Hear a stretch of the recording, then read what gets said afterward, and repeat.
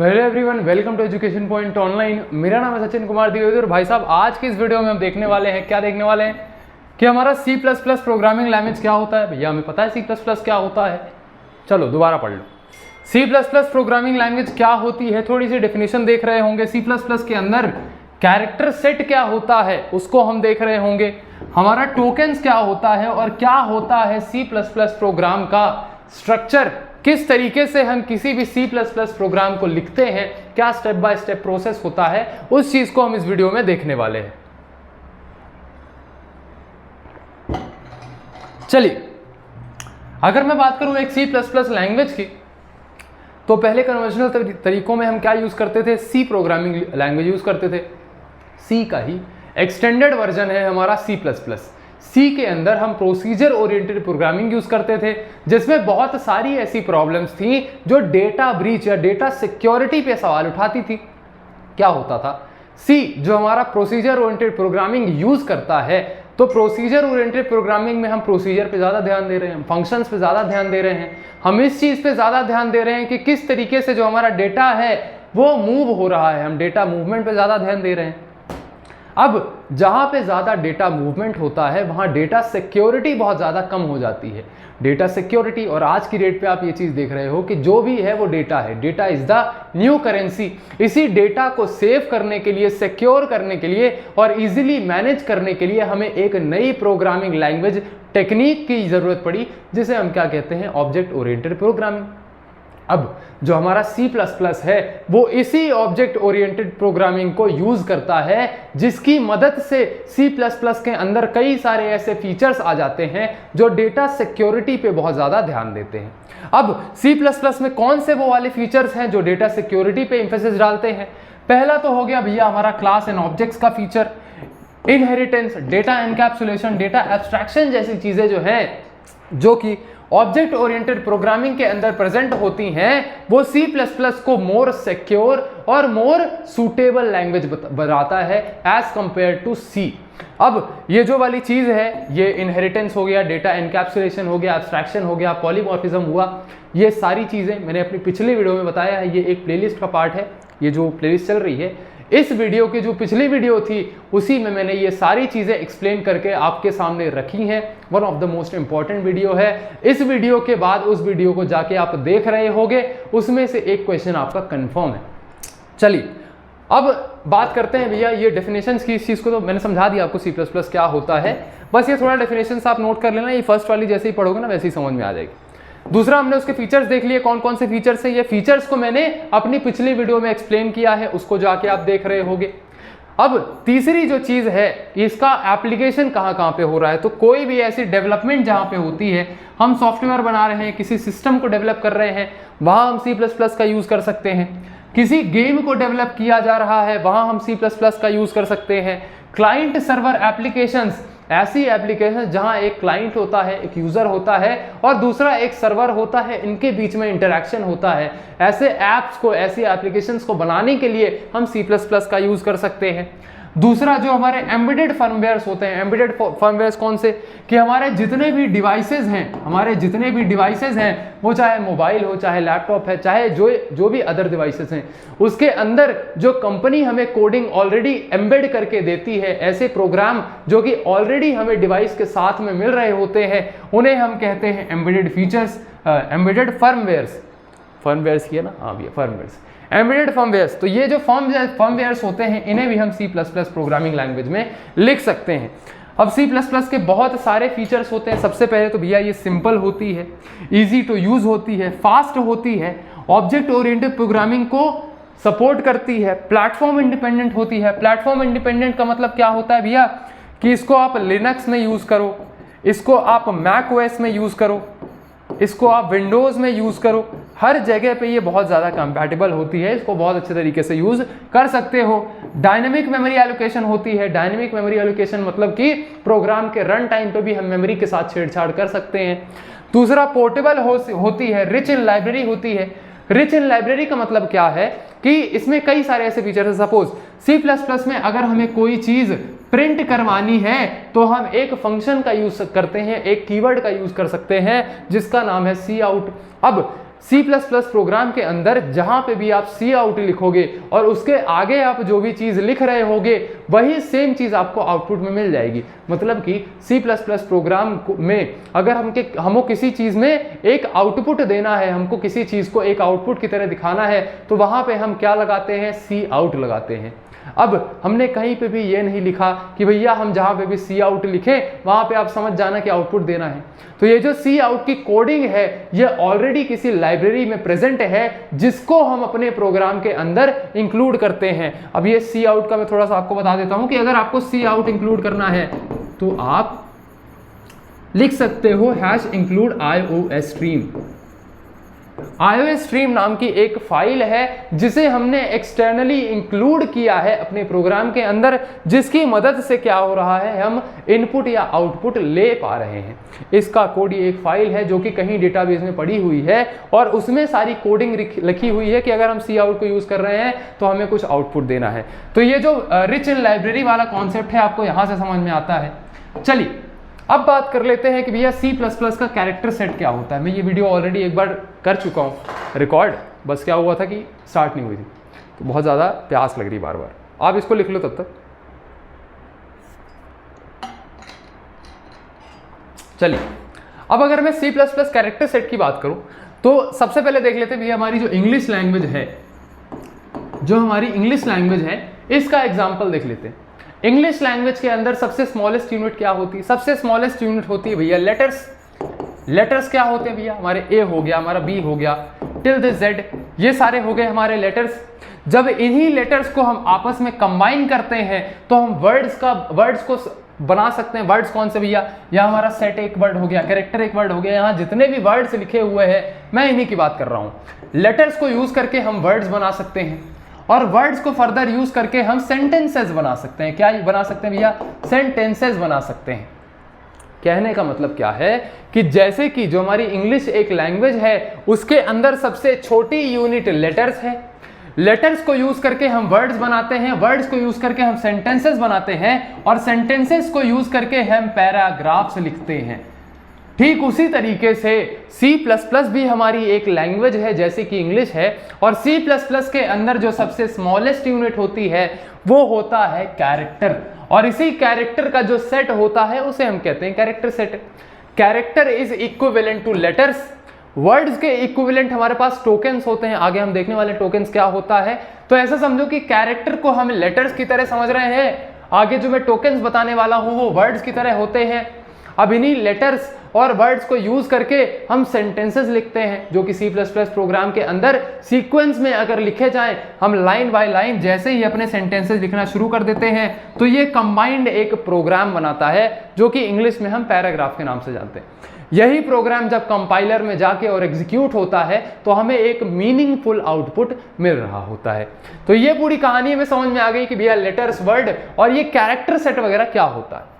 अब C++ programme के अंदर बहुत सारे वैरायटी ऑफ कैरेक्टर्स यूज होते हैं। इस कैरेक्टर सेट के अंदर वो सारी चीजें आती हैं जो कि C++ प्रोग्राम के अंदर यूज होने वाली है।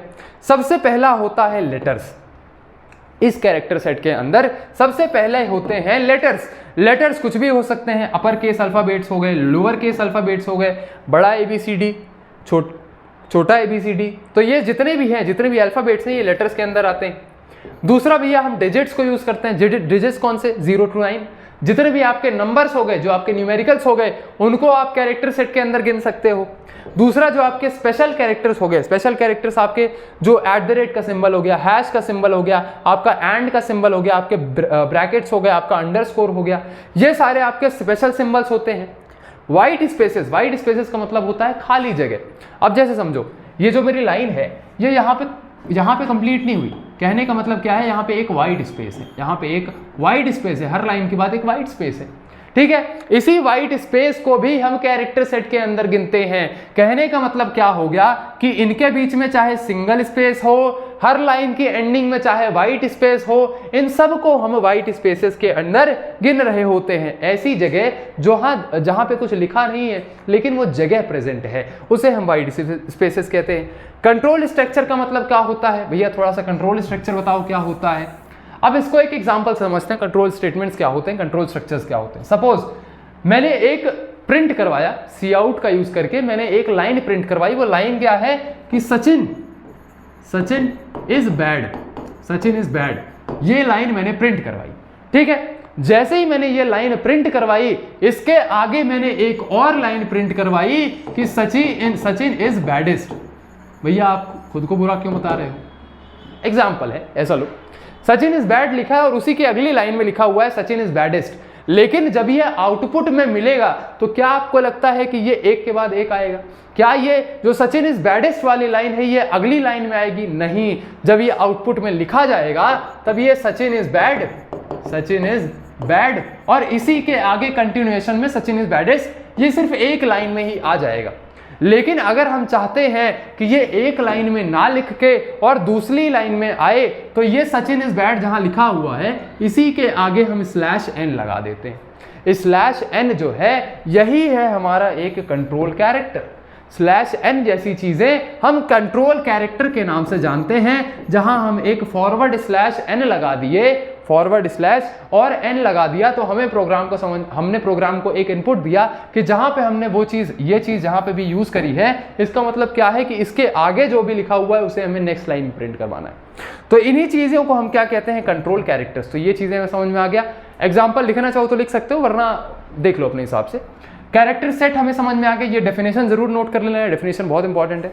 ठीक है, कैरेक्टर सेट हमें समझ में आ गया। अब देख लेते हैं भैया हमारे टोकन्स क्या होते हैं। जैसे मैंने लेटर्स बताया, लेटर्स का मतलब, लेटर्स हो गए हमारे कैरेक्टर्स। अब जहां पे मैंने वर्ड्स की बात करी, words are equivalent to tokens in C++। जिस तरीके से इंग्लिश में वर्ड्स होते हैं ठीक उसी तरीके से C++ में टोकन्स होते हैं। वर्ड्स की जो फीचर्स है, वर्ड्स के कैरेक्टरिस्टिक्स क्या होते हैं भैया? वर्ड्स जो है लेटर से मिलके बना हुआ होता है, साथ ही साथ एक वर्ड का कुछ स्पेसिफिक मीनिंग होगा। अगर मैं बोलता हूं बॉटल एक वर्ड है जो कि BOTTLE, जितने भी लेटर्स यूज हो रहे हैं उनको मिलके बना है, और इस बॉटल का एक स्पेसिफिक मीनिंग है। ठीक उसी तरीके से टोकन्स भी वो स्मॉलेस्ट यूनिट है C++ के अंदर जिनका इंडिविजुअल कुछ मीनिंग होता है। कैरेक्टर हो गया हमारा ABCD। वहीं पे अगर इन ABCD को यूज करके हमने लिख दिया भैया क्या? हमने लिख दिया सी आउट, तो सी आउट हो गया हमारा एक टोकन। अगर हमने लिख दिया भैया इफ हो गया हमारा एक टोकन। मैंने लिख दिया भैया सचिन हो गया हमारा एक टोकन। हमें समझ में आ गया कैरेक्टर और टोकन में क्या डिफरेंस है, हमें समझ में आ गया टोकन क्या होता है। चलिए अब इंडिविजुअली बहुत सारे टोकन के टाइप्स होते हैं, उन टोकन के टाइप्स को हम थोड़ा सा डिस्कस कर लेते हैं। टोकन का सबसे पहला टाइप हो गया भैया कीवर्ड। अगर मैं बात करूं कीवर्ड की, तो जैसा हमने सी आउट का एग्जांपल देखा, तो सी आउट से हमें क्या समझ में आ रहा है, या सी आउट से प्रोग्राम को क्या समझ में आ रहा है? जहां भी मैं अपने प्रोग्राम के अंदर सी आउट लिखूंगा, हमारे कंपाइलर को क्या पता चल जाएगा कि सी आउट के आगे जो भी लाइन लिखी हुई है हमें उसे एज एन आउटपुट प्रिंट करानी है। कहने का मतलब क्या है कि सी आउट की एक कुछ मीनिंग है, उसका कुछ ऐसा मतलब है जो कि कंपाइलर को पता है। कंपाइलर सी आउट का कुछ ऐसा मतलब निकाल रहा है जो कि हम अदर तरीके से यूज नहीं कर सकते। हम सी आउट को इनपुट लेने के लिए यूज नहीं कर सकते। प्रोग्राम को समझ में ही नहीं आएगा, कंपाइलर को समझ में ही नहीं आएगा। कंपाइलर को इतना पता है कि सी आउट एक ऐसा शब्द है, एक ऐसा वर्ड है, एक ऐसा टोकन है जिसे सिर्फ और सिर्फ आउटपुट देने के लिए यूज होता है, उसके अलावा कहीं इसे यूज नहीं किया जा सकता। ऐसे वर्ड जिनकी कुछ प्री डिफाइंड मीनिंग होती है कंपाइलर के अंदर, इन वर्ड्स को हम क्या कहते हैं? कीवर्ड कहते हैं। क्या कहते हैं भैया? कीवर्ड। जिनकी मीनिंग को चेंज नहीं किया जा सकता, या उनकी मीनिंग के अलावा उन कीवर्ड्स को हम कहीं और यूज नहीं कर सकते। अब ये सी आउट जैसे हो गया, ठीक उसी तरीके से इंट होता है, ठीक उसी तरीके से फ्लोट होता है। भैया इंट फ्लोट क्या हुआ? चलो थोड़ा सा इसको भी डिस्कस कर लेते हैं। सपोज अभी थोड़ा सा समझने की कोशिश करना इस चीज को। मैंने एक वेरिएबल बनाया a नाम का, और a के अंदर मैंने 100 को डाल दिया। मतलब कि मैंने मेमोरी के अंदर एक जगह बनाई जिसका नाम मैंने रखा a, और इसके अंदर मैंने कुछ स्टोर करा दिया डेटा जो कि है 100।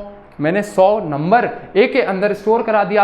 अब इसी के पहले अगर मैंने इंट लगा दिया तो हमारे कंपाइलर को समझ में आ जाएगा कि एक वेरिएबल डिक्लेयर हुआ है जिसका जो डेटा टाइप है, जो टाइप ऑफ डेटा उसके अंदर स्टोर्ड है वो इंटीजर है। क्या हमें पता है कि 100 एक इंटीजर नंबर है? हाँ जी भैया, 100 एक इंटीजर नंबर है, क्योंकि इस वेरिएबल के अंदर हम इंटीजर को स्टोर करा रहे हैं। तो हम यहाँ डेटा टाइप इसको बताएंगे कि इसके अंदर हम इंटीजर को स्टोर कराने वाले हैं, ताकि कंपाइलर को ये चीज पता चल जाए। अब यही जो इंट है, क्या हम इसको ऐसा लिख सकते हैं? क्या हम एक ही जगह पे इंट लिख सकते हैं? नहीं भैया, नहीं लिख सकते हैं, क्योंकि जो हमारा इंट है वो एक कीवर्ड है जो कि कंपाइलर को बताता है कि इंट हमने डेटा टाइप को डिक्लेयर किया है। इंट को as a variable, as a name हम नहीं यूज कर सकते हैं। तो ये वही वाली चीज हो गई कि ऐसी चीजें, ऐसे वर्ड्स जिनकी कुछ प्री डिफाइंड मीनिंग है और उसको हम उसके अलावा किसी और चीज में यूज नहीं कर सकते। ठीक उसी तरीके से फ्लोट होता है, जैसे इंटीजर में 100 हो गया, फ्लोट हो गया हमारा 100.2। 100.2 पॉइंट के बाद कोई चीज लिखी हुई है तो उसको हम फ्लोटिंग पॉइंट नंबर बोलते हैं। इफ हो गया, एल्स हो गया, व्हाइल हो गया, रिटर्न हो गया। इन चारों की बातें मैं अभी आगे कर रहा हूँ, आपको कंडीशनल स्टेटमेंट्स पढ़ाऊंगा जिसमें ये सारी चीजें आ रही होंगी, आपको लूपिंग स्टेटमेंट्स पढ़ाऊंगा जिसमें व्हाइल लूप, फॉर लूप वाली चीजें आ रही होंगी। फंक्शन जब बनवाऊंगा तब रिटर्न वगैरह वाली चीजें बताऊंगा। तो अभी इस चीज के लिए पेशेंस रखो। ऐसा समझो कि कीवर्ड्स क्या होते हैं। अब ये डेफिनेशन लिख लेना, देख लेना, पढ़ लेना, ये चीज समझ में आ जाएगी आपको। यार देखो, मेरा मेन मकसद है आपको समझाना, मेरा मेन मकसद है आपको समझाना, आपके दिमाग में कॉन्सेप्ट बैठ जाना चाहिए। ये नोट तो आप खुद भी कर सकते हो। चलिए, अगला जो हमारा टोकन है वो है आइडेंटिफायर। अब जैसे कि मेरा कुछ नाम है, आपका नाम हो सकता है चिंटू, आपका नाम हो सकता है मिंटू, आपका नाम हो सकता है चिंकी। अब सपोज आपके घर में 10 बच्चे हैं, 10 बच्चों में से दादी ने चिंटी को बुलाया, दादी ने चिंटी को बुलाया। अब क्योंकि चिंटी का कुछ नाम है, उसके घर के जितने भी सदस्य हैं वो चिंटी को उस नाम से आइडेंटिफाई कर रहे हैं। क्या हम कह सकते हैं कि वो जो इंसान है जिसका नाम है चिंटी, चिंटी उसका आइडेंटिफायर हो गया, चिंटी उसका आइडेंटिफायर हो गया। चिंटी वो वर्ड है जो कि हम एज अ आइडेंटिटी, या मैं कह सकता हूं कुछ ऐसा नेम यूज कर सकते हैं कि अगर हमने वो वर्ड यूज किया तो वो लड़की हमारी सुन के आ रही होगी। तो जो हमारे आइडेंटिफायर होते हैं, आइडेंटिफायर वेरिएबल्स होते हैं, वेरिएबल्स होते हैं, नेम्स हो सकते हैं। हमने किसी चीज को नाम दिया। अब मैंने अभी तक फंक्शंस की बहुत बात करी है ऑब्जेक्ट ओरिएंटेड प्रोग्रामिंग वाली वीडियो में। जब हम फंक्शंस को डिक्लेयर कर रहे होते हैं, जब हम किसी क्लास को नाम दे रहे होते हैं, हम कोई एरे बना रहे होते हैं, एरे हम आगे वाली वीडियोस में देखने वाले हैं, हम कोई एरे बना रहे होते हैं, हम कोई वेरिएबल डिफाइन कर रहे होते हैं, इन सभी समय में जो हम नाम दे रहे हैं इन सभी चीज़ों को, फंक्शन का जो भी नाम है, वेरिएबल का जो भी नाम है, क्लास का जो भी नाम है, एरे का जो भी नाम है, इन नेम्स को ही हम कहते हैं क्या भैया? आइडेंटिफायर। और जो आइडेंटिफायर होता है वो एक टोकन होता है। ठीक है, अब इस चीज को आप देख लो। Names given to various program elements such as variables, functions, arrays etcetera. अब जो ये नेम्स होते हैं इनके भी कुछ रूल्स होते हैं। हम मुंह उठा के कुछ भी नेम्स नहीं लिख सकते। पहला तो सबसे पहले जो कीवर्ड्स हैं उनको आप as a name, as a identifier use नहीं कर सकते। जो आपका नेम है वो किसी ना किसी अल्फाबेट से ही शुरू होना चाहिए। आप सचिन लिख लो तो एस से शुरू होना चाहिए। आप कभी भी ऐसा नहीं कर सकते आप 0 सचिन लिख दो।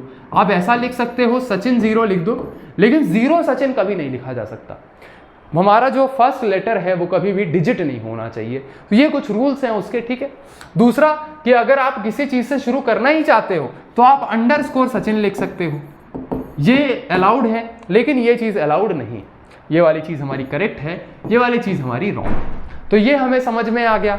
अब दूसरा मैं क्या बता रहा था कि हाँ, कुल मिला के अगर आपको कोई भी वेरिएबल लिखना है, किसी भी चीज का नेम डिफाइन करना है, तो या आप अल्फाबेट से शुरू कर सकते हो या फिर एक और ऑप्शन होता है अंडरस्कोर का। अब ये जो वेरिएबल आप डिफाइन करोगे इसमें किसी तरीके का स्पेशल कैरेक्टर नहीं होना चाहिए।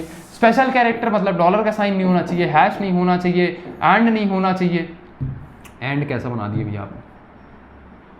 हैश हो गया, @ हो गया, ये स्पेशल कैरेक्टर्स उसमें नहीं होने चाहिए। ये कुछ सेट ऑफ रूल्स है, इसको भी आप यहाँ पे पढ़ सकते हो। चलिए, अब बात आती है कांस्टेंट की। कांस्टेंट थोड़ा इंटरेस्टिंग पार्ट है। देखो, जैसा कि मैंने वहां पे आपको एक वेरिएबल डिक्लेयर करके बताया था, इंट a = 100। मैंने क्या डिक्लेयर करके बताया? क्या चालू है यार भैया? पिछली बार मैंने धोखा ले लिया था खुद को। हाँ, मैंने यहाँ पे एक वेरिएबल डिफाइन किया जिसका नाम है a, और उसके अंदर मैंने डेटा स्टोर कराया 100, और इस डेटा को जो हमने स्टोर कराया है, जो वेरिएबल है उसका जो डेटा टाइप है वो है इंट। इसी के आगे अगर मैं कॉन्स्ट लिख देता हूं, अगर इसी के आगे मैं कॉन्स्ट लिख देता हूं, तो कंपाइलर को ये चीज समझ में आएगी कि रन टाइम पे हम किसी भी हालत में इस वेरिएबल के अंदर का डेटा, या इस वेरिएबल का डेटा टाइप, या इस वेरिएबल का जो नेम है, जो आइडेंटिफायर है, उसको चेंज नहीं कर सकते। जिस भी चीज के ऊपर, जिस भी चीज के सामने आपने कांस्टेंट लगा दिया, वो कांस्टेंट हो चुकी है, वो चेंज नहीं हो सकती। तो कांस्टेंट का ये सिंपल सा मतलब है। Fixed values that do not change during the execution of the program, अब वो फिक्स हो चुका है, वो चेंज नहीं हो सकता। टाइप्स इंक्लूड इंटीजर कांस्टेंट, अब वही वाली चीज है कि अगर मैंने यहाँ डेटा टाइप में इंटीजर लिखा है तो वो इंटीजर कांस्टेंट कहलाता है। यहीं पे अगर मैं ऐसा लिखता कि भैया float a is equal to 100.2, तो ये फ्लोटिंग कांस्टेंट होता। वहीं पे अगर मैं लिखता कि भैया char a is equal to Sachin, मैंने एक कैरेक्टर डेटा टाइप बनाया जिसके अंदर मैंने सचिन को स्टोर कराया। तो ऐसे टाइम पे भी अगर यहाँ हम कॉन्स्ट लिख देते हैं इन सब के सामने, तो वो हमारी कांस्टेंट वैल्यू हो जाएगी। ठीक उसी तरीके से बूलियन में भी ये चीज चलती। ये मैंने एग्जांपल लिखा हुआ है। सबसे पहले हमने यहाँ कॉन्स्ट लिखा, हमने डेटा टाइप बताया, वेरिएबल का नेम दिया और डेटा वैल्यू यहाँ पे इंसर्ट करा दी। हमें समझ में आ गया भैया ये आइडेंटिफायर और कांस्टेंट का मतलब क्या होता है। अब ये अब एक और चीज होती है स्ट्रिंग भी हमारा टोकन होता है। स्ट्रिंग क्या मतलब भैया, अगर हमें कोई भी सेंटेंस या कोई भी शब्द लिखना है, सपोज मुझे प्रिंट करवाना है हेलो वर्ड, मुझे प्रिंट करवाना है हेलो वर्ड। ये जो हेलो वर्ड मैंने लिखा है, जो भी आप अल्फाबेट, जो भी लेटर्स, जो भी वर्ड्स लिख रहे होते, सीटी बज रही बार बार, जो आप लेटर्स या जो भी वर्ड्स लिख रहे होते हैं उसे हम इन्वर्टेड कॉमास के अंदर स्टोर कराते हैं। हम इन कॉमास के अंदर स्टोर करवाते हैं और इस चीज को हम क्या कहते हैं भैया, स्ट्रिंग कहते हैं। क्या कहते हैं भैया, स्ट्रिंग कहते हैं। सीक्वेंस ऑफ कैरेक्टर्स, ये इंडिविजुअल कैरेक्टर्स है ना भैया, HELLO, ठीक है। Sequence of characters enclosed in double quotes, enclosed in double quotes. Strings are used to represent a text in a program. Program के अंदर कोई भी टेक्स्ट लिखना है, Sachin is a bad boy, this is a bottle, this is a watch, this is a T shirt. ये जो भी sentences हमने लिखे, जो भी हमने टेक्स्ट लिखा, उसको हमें डबल इन्वर्टेड कॉमास के अंदर डालना होता है और इन्हीं को हम क्या कहते हैं भैया, स्ट्रिंग। एग्जाम्पल में हेलो वर्ड। ऑपरेटर्स, ऑपरेटर्स वो चीजें होती है, अभी ऑपरेटर्स के बारे में हम फर्दर और बहुत ज्यादा डिस्कस कर रहे होते हैं, लेकिन सपोज हमें कोई ऑपरेशन परफॉर्म करना है। ऑपरेशन क्या हो भैया, हमें दो वर्ड्स को, दो नंबर्स को ऐड करना है कि 4 + 9, ये बीच में जो प्लस लगा हुआ है इसी को हम कहते हैं ऑपरेटर। ऑपरेटर मतलब कोई भी ऐसा सिंबल जो स्पेसिफिक ऑपरेशन परफॉर्म कर रहा हो उसे हम ऑपरेटर कहते हैं। Symbols that perform operations on variables and values are known as operators. Types of operators include arithmetic operators. Arithmetic operators वो होते हैं प्लस माइनस आपका इनटू स्लैश, जो कि मैथमेटिकल एक्सप्रेशंस को क्या कर रहे हैं, घटा रहे हैं, जोड़ रहे हैं, जो भी चीजें वो चीजें कर रहे हैं, अरिथमेटिक ऑपरेशन जो परफॉर्म कर रहे हैं। रिलेशनल ऑपरेटर्स, रिलेशनल ऑपरेटर का मतलब क्या होता है कि क्या हमारा 4 5 से छोटा है, क्या हमारा 6 4 से बड़ा है, तो ये हमें एक रिलेशन दर्शा रहे हैं, इन्हें हम कहते हैं रिलेशनल ऑपरेटर्स। दूसरा लॉजिकल ऑपरेटर्स, अब ये लिख लो, इसको आगे हम समझाएंगे क्या चीजें होती है। Logical operator, bitwise operator, assignment operator, तो ये वाली सारी चीजें। असाइनमेंट का तो वही मतलब हो गया ना कि a इज इक्वल टू हमने 100 लिख दिया, a के अंदर हमने 100 को स्टोर करा दिया, हमने 100 को असाइन करा दिया, तो ये चीजें हैं। एग्जाम्पल्स कुछ ये हैं, इन चीज को आप नोट कर सकते हो। तो हमने यहाँ पे टोकन कंप्लीट कर लिया है। टोकन हमारे variety of topics, variety of types के हुए, जो कि हमने अभी डिस्कस कर लिया। आपको यहाँ तक चीज़ें समझ में आई क्या? कमेंट्स में ज़रूर अपना नाम बताना, आप कहाँ से पढ़ रहे हो वो चीज़ बताना। मैं आपको बिल्कुल कभी नहीं बोलता हूँ कि आप सब्सक्राइब करो, लाइक करो बस मैं इतना चाहता हूँ कि जितनी मेहनत मैं कर रहा हूँ उसके लिए मैं चाहता हूँ कि मेरे बच्चे जहाँ के भी हैं, मेरे मुझसे जिस कॉलेज के, जिस जगह के जो भी पढ़ रहे हैं, वो अपनी हाजिरी, अपना अटेंडेंस कमेंट सेक्शन में लगा के चले जाए। मैं बस आपसे उतना चाहता हूँ, ठीक है। चलिए अगली चीज़ हम देखते हैं भैया, स्ट्रक्चर क्या होता है सी प्लस प्लस प्रोग्राम का। बहुत ही छोटा टॉपिक है, मैं इसको कवर कर देता हूं ताकि आप जब भी प्रोग्राम लिखो तब आपको ये बात याद आए कि हाँ भैया ने ये स्ट्रक्चर पहले ही बताया था। ये आपके सिलेबस में भी है तो बताना जरूरी है। सबसे पहला हम वो फाइल्स इंक्लूड करते हैं जिनको हम यूज करने वाले हैं। सपोज यहाँ पे जगह तो है नहीं, लेकिन मैं चलो लिखा देता हूँ। हमारे एक प्रोग्राम का एक स्ट्रक्चर क्या होगा, हमारे प्रोग्राम का C++ प्रोग्राम हम जो भी लिख रहे होंगे उसका स्ट्रक्चर क्या होगा। सबसे पहले हम सारी की सारी फाइल्स इंक्लूड कर रहे होंगे। ये आई स्ट्रीम क्या होती है मैंने आपको बताया, जब भी आप सी आउट या सी इन को यूज करना चाहोगे तो हमें आईओ स्ट्रीम लगाना होगा। इसी के नीचे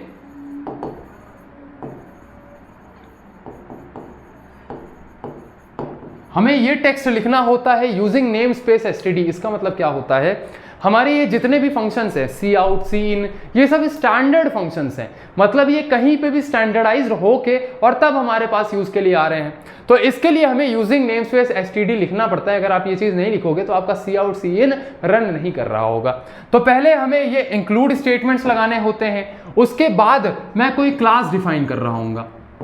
क्लास का कुछ नाम होगा, उसके अंदर कुछ कंटेंट होगा। क्लास डिफाइन करने के बाद मैं कुछ फंक्शन, इन्हीं क्लास को यूज करके मैं कुछ फंक्शन बना रहा हूँगा। उसके बाद आता है मेन प्रोग्राम। मेन भी एक फंक्शन ही होता है जिसके अंदर हम सारे प्रोग्राम को लिख रहे होते हैं। तो सबसे पहले हमने इंक्लूड स्टेटमेंट लिखा, उसके बाद हमने एक क्लास बनाई, उसके बाद मैंने एक फंक्शन बनाया और लास्ट में हमारा मेन प्रोग्राम, जिसके साथ यूजर के साथ इस मेन प्रोग्राम के अंदर ही हम वो सारा कॉन्टेक्स्ट लिखते हैं जिसमें यूजर के साथ हमारी बातचीत हो रही होती। तो ये सारी चीजें, ये जो स्टेप्स है आगे, हालांकि जब ये प्रोग्राम आप लिखना शुरू कर दोगे ना डीएसए में, मैं खुद ही आपको सारी चीजें समझाऊंगा। तो ये जब आप प्रोग्राम लिखना शुरू कर दोगे तब ये आपको सारी चीजें समझ में आ जाएगी कि भैया इसका स्ट्रक्चर किस तरीके से होता है। दूसरा एक और चीज मैं आपको बताना क्या चाह रहा था, इसको इरेज कर दे रहा हूं। हमारा एजुकेशन पॉइंट ऑनलाइन बन चुका है। अब education point coding, education point online क्या चेंज हो गया भैया? नहीं, ऐसा कुछ नहीं है। एजुकेशन पॉइंट कोडिंग नाम का हमारा एक नया चैनल लॉन्च हो चुका है। गूगल पे, यूट्यूब पे आप सर्च करोगे एजुकेशन पॉइंट कोडिंग, इसके अंदर आपके ये जो एग्जाम्स होने वाले हैं 2024 में, जो आपके फर्स्ट ईयर वाले एग्जाम्स होने वाले सेकेंड सेम के, इसके जस्ट बाद जैसे ये ओवर होते हैं उसके बाद हमारे C++ के या कोडिंग के जितने भी लेक्चर्स हैं वो सब वहाँ पे डल रहे होंगे। तो just for the sake of information मैं ये चीज़ आपको बता रहा हूँ ताकि आप वहाँ पे जाके कनेक्ट कर सको, ताकि जो भी इंफॉर्मेशन आए तो आपको सबसे पहले समझ में आ जाए या सबसे पहले आपको पता चल जाए। अब ये मेंबर फंक्शन और क्लास डेफिनेशन और मेन प्रोग्राम वाली बात है कि भैया जहाँ पे हमने ये क्लास बनाई और जहाँ पे हमने ये, यहाँ पे मैंने फंक्शन और मेन लिखा था ना, तो जहाँ पे हमने क्लास और मेन फंक्शन बनाया है उसको हम सर्वर कहते हैं, और जहाँ पे हमारा यूजर या क्लाइंट के साथ इंटरेक्शन हो रहा है उसे हम मेन प्रोग्राम कहते हैं। मैंने यहाँ पे मेन बताया ना कि मेन वो वाली जगह है जहाँ पे हम यूजर के साथ इंटरेक्शन कर रहे होते हैं। तो ये क्लाइंट और सर्वर में दोनों चीजें बटी हुई होती हैं। इसे ही हम कहते हैं क्या भैया? Client server model. इसको लिख लेना, क्लाइंट सर्वर मॉडल इसे कहा जाता है। ये डायग्राम आप बना लोगे, स्ट्रक्चर ऑफ क्या हो गया? Structure of C++। चलिए, ये वाली वीडियो हमारी यहीं पे एंड होती है। अगर आपको चीज़ें नहीं पता है तो ये वीडियो एक प्लेलिस्ट का पार्ट है जो कि हम एक सीरीज में बनाते जा रहे हैं। हमारी केमिस्ट्री की प्लेलिस्ट आदित्य पाटिल सर पढ़ा रहे हैं, हमारी BEEE अमित सर पढ़ा रहे हैं, फिजिक्स इंजीनियरिंग फिजिक्स जो आपकी चलती है, और BC वो दोनों सब्जेक्ट्स मैं आपको पढ़ा रहा हूँ। तो ये सारी चीज़ें आपको बिल्कुल free education point online YouTube channel पे मिल जाएगी, जिसकी सबकी प्लेलिस्ट की जो लिंक है वो आपको डिस्क्रिप्शन में मिलने वाली है। साथ ही साथ अगर आपको M1 M2 इंजीनियरिंग ग्राफिक्स और बेसिक सिविल इंजीनियरिंग मैकेनिक्स जैसे कोर्सेज से पढ़ना है तो आप 799, हालांकि इस टाइम पे इस पे एक ऑफर भी चल रहा है मेरे ख्याल से, एग्जाम 50, इस कूपन कोड को आप यूज करोगे तो आपको 100 रुपीज ऑफ मिल जाएगा। तो ये वाली चीज है। ये एजुकेशन पॉइंट ऑनलाइन ऐप पे आपको ये सारी चीजें अवेलेबल हो जाएंगी। ऐप के लिंक भी आपको डिस्क्रिप्शन में मिल जाएगी। तब तक कोई दिक्कत है क्या भैया? आराम से पढ़ाई करो, चीजों को रिवाइज करो, नोट्स अच्छे से बना लेना और अपना ध्यान रखना। तब तक के लिए धन्यवाद।